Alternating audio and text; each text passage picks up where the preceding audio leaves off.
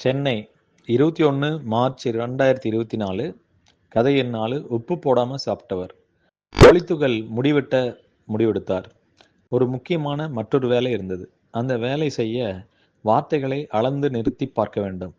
ஒரு நிமிஷத்துக்குள் ஒரு அருமையான விஷயத்தை கனகச்சிதமாக எழுத்தில் சொல்லிவிட வேண்டும். அப்படிப்பட்ட கடினமான இலக்கோடு எழுதப்படுகிறது இந்த கதை.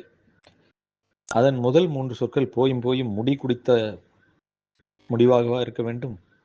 இப்படி நீங்கள் கேட்கவில்லை. ஆனாலும் ஒளித்துகள் வழக்கம் போல தன்னைத்தானே அப்படி கேட்டுக்கொண்டார். 2-3 நாட்களாகவே அந்த முடிவுக்கு வந்துவிட்டார். அதுக்கு முன்னாடி இன்னொரு முடிவு எடுத்திருந்தார்.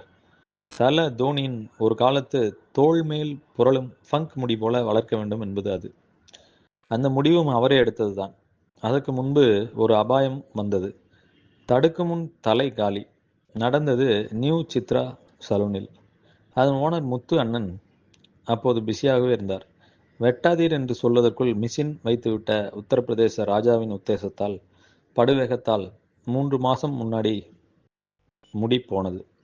அதன் பிறகு 2 மாசமாய் வளரு என்று வளர்த்தால் வளரவே இல்லை, அல்லது வளர்ந்த மாதிரி தெரியவில்லை. முடி குறைவது வயது 50 நெருங்கியதாக இருக்கலாம். அப்பா நெற்றிக்கன் என்கிற ஏகாம்பர கண்ணாயிரம் அவர்களிடம் வாங்கி வேகமாக வந்து கொண்டுள்ள பரம்பரை வழுக்கை இன்னொரு காரணம். அங்கொன்றும் இங்கொன்றும் கருப்பு வெள்ளை நிறத்தில் பின்தலை கன்ஃபியூஸ் ஆகி கொண்டிருந்தது. அப்போதும் வெட்டி தள்ளும் முடிவு எடுக்கப்படவில்லை. உணர்ச்சி வசப்பட்டு விடக்கூடாது என்று ஆப்டிமல் புத்தகத்தில் கட்டம் போட்டு சொல்லியிருக்கிற டேனியல் கோல்மனின் அமெரிக்க அறிவுரையை படித்தார். சமூக கலந்தாய்வு செய்வது நல்லதாம். உடனே விழியிசையை கருத்து கேட்டார். ஒளித்துகள், அப்பா ஏன்பா 10 மாசங்களாக கஷ்டப்பட்டு வளர்த்தீங்களே என்றாள் அவள். உலகில் பலர் இப்படித்தான் நினைத்து வாழ்கிறார்கள். முடி மேட்டரில் மட்டுமல்ல, முடிவுகள் மேட்டரிலும். அட நீ வேற, நான் எங்கே வளர்ந்தேன், அது தானாக வளர்ந்தது என்றார்.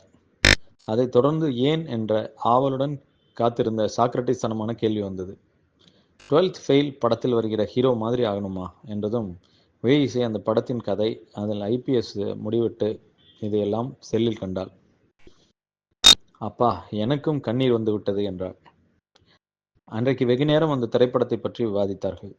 ஒளித்துகளின் நண்பர் கம்பீரம் அவர்கள் படிக்கும்போது உப்பு போடாமல் சாப்பிட்ட, சாதத்தில் நீரூற்றி சாப்பிட்ட 2 மாத காலத்தை இந்த படம் நினைவில் கொண்டு வந்தது. ஒளித்துகள் எடுத்த முடிவு மார்ச் 20ஆம் தேதி 2024 நிறைவேற்றப்பட்டது. முடிவு